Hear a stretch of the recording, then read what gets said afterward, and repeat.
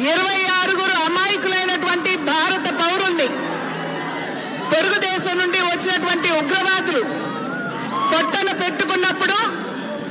మా ప్రజలతోటి వారి ప్రాణాలతోటి చెలగాట పాడినట్లయితే